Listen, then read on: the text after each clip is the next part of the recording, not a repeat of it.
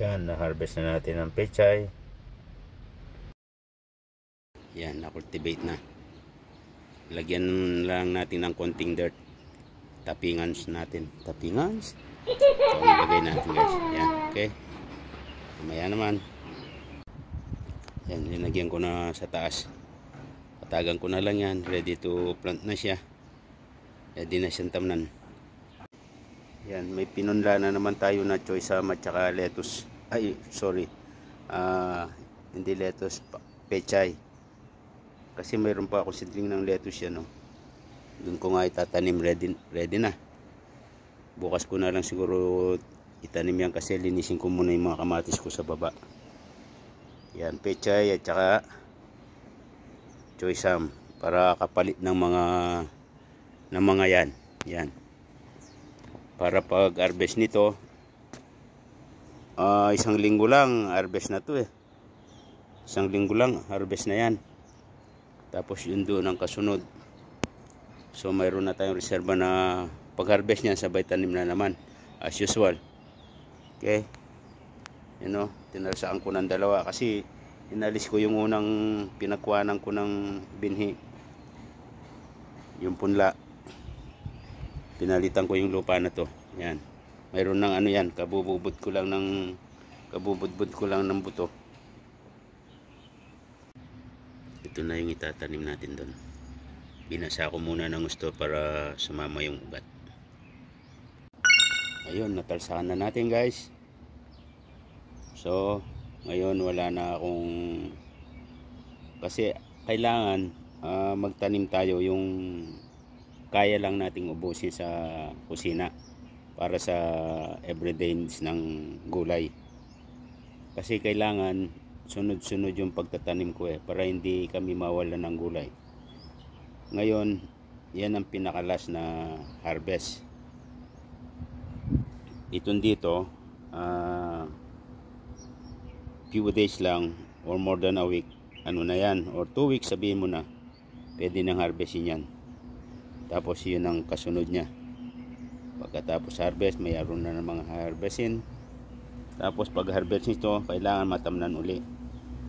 Para alternatibo na hindi tayo mawalan ng gulay sa kusina. Katulad nung pechay na yon, dapat ma-harvest na yung kahapon. Yun nga, na-harvest to kahapon. So mayroon pa kaming reserbang pechay. Dito siya. Yan ang reserbang pechay nating harvestin. Tumatanda na kaya ano kami sa gulay, talagang yung iba nga kailangan ipamigay dahil hindi namin na nauubos. Kaya ang gagawin ko, timing. Pag harvest, mayroon na namang next following days or 2 days, mayroon na namang harvestin. Ito naman few days lang or 1 week, kailangan ng harvestin to. Yan ang kapalit naman nito, pag na-harvest ito, may kasunod. Yan, yung mga bagong tanim na yan. Ito. Pero bata pa, binabanatan na ng uod. Yan. Yan ang susunod na harvest. Tapos, mayroon din tayong ano dito. Lettuce. Gusto ko kasi yung lettuce hindi inuuod. Hindi binabahayan hindi nangingitlog yung mga butterfly dito. Hindi dinadapuan guys. Tingnan nyo.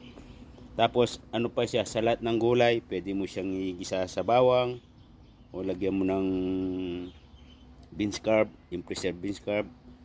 Tapos pwede mo siyang gawing salad, di ba? Tapos itong cherry tomato natin. Ang saya-saya ko naman sa cherry tomato natin, Ang gaganda, Ang daming bunga guys. Ang daming bitiw na bunga. Laganap Tapos sa taas dito. Ayan. Yung nasa paso. Yung nasa paso yan guys. Daming bunga Yan daming bunga. Ang ganda ng bitiw ng bunga Talagang masusurb ka Yan Ang ganda. Napakasaya ko naman sa mga kamatis ko na to. Yan ang daming bunga guys.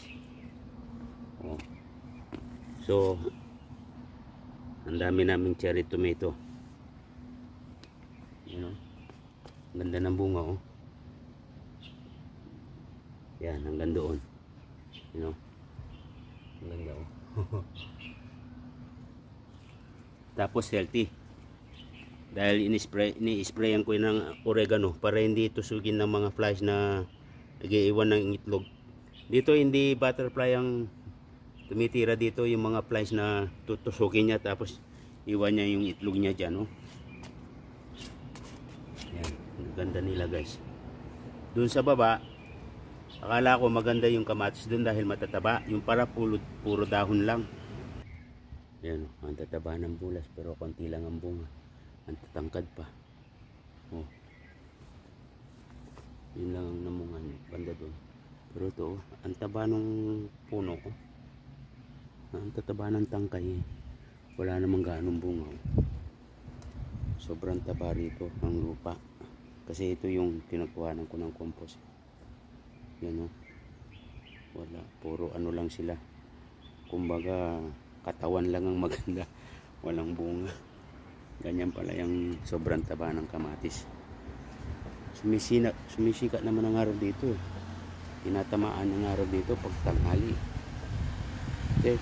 For foundation, ito yung pang ano natin, pang green salad, cucumber.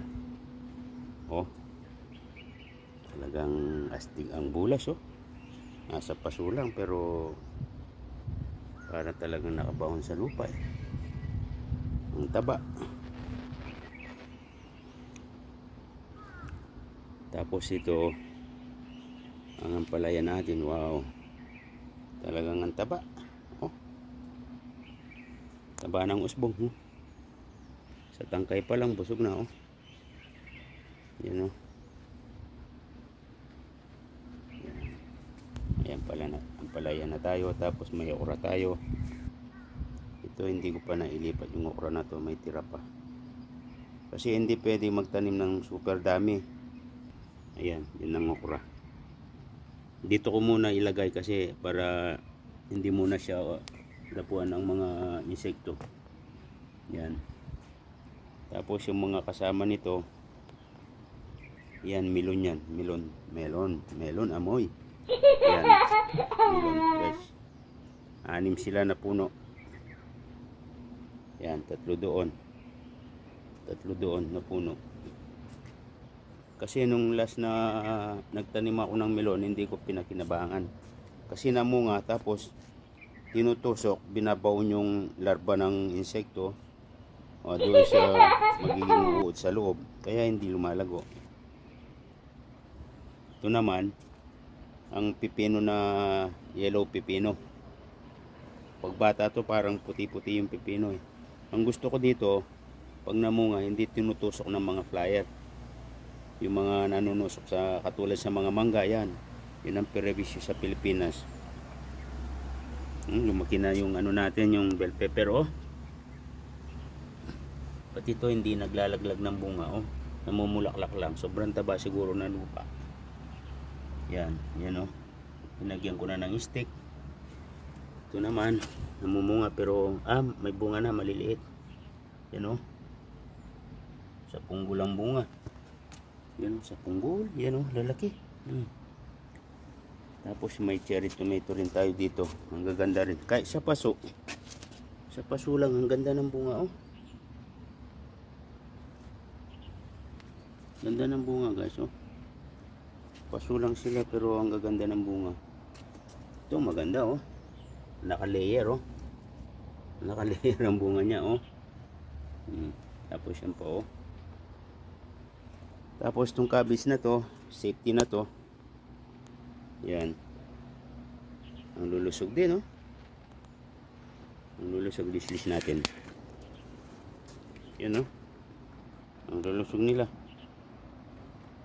Iningatan ko na to para hindi matulad sa kabila. Kailangan talaga pagtanim mo pa lang, kulumbuhin mo na. Katulad nito, walang kulambo. Dati walang kulambo, yan ang nangyari, oh. Yun, oh, uod. Oh, laki, oh. Yan, oh, laki ng uod.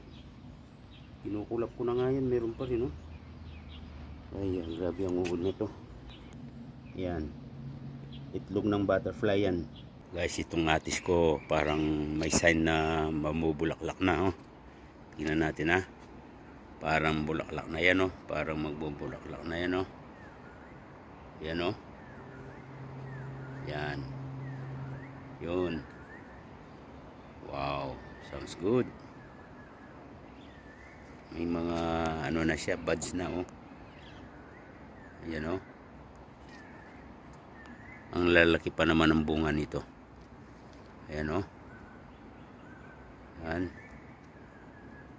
Yan. Wow. Pero yung sa kabila wala pa. Pag winter pala, itong atis na to, ayaw niya ng winter. Naglalaglag yung dahon, parang patay na siya. Ano na lang siya, yung mga branches na lang niya ang ano, parang patay na, talagang dry yung dahon. Tapos yung dalawa dito, yan, nagkakadahon na. Nagkakadahon na, magkasabay-sabay naman yan eh. Ito wala pang bulaklak. Wala pa, magdadahon pa lang. Pero parang may buds na rin dito oh. Naku na, yan oh. Yan, magkakadahon na siya. Bali, 1, 2, 3, 4. Pati yung nandoon. Okay. Maghapon. Kahit paano, marami akong nagawa. Kalahating araw pala. Ito, okra oh. Patatanim ko lang yan. Ang kamatis natin talaga napakaganda.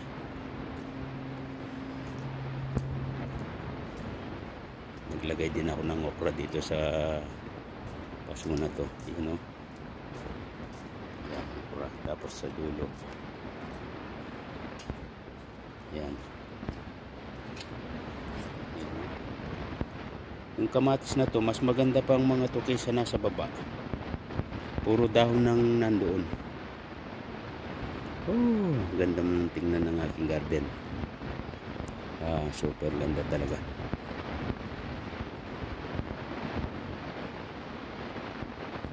Inihimay ko lang yung mga uod. Tuwang-tuwa ako sa mga ano ko talaga. Oh, balik-balikan ko ang mga to. Pag namunga na to, nako. Yung balag na to. Pero kaya pa. Kasi ano na oh. Mabuyano oh. Oh, mabuyano guys oh.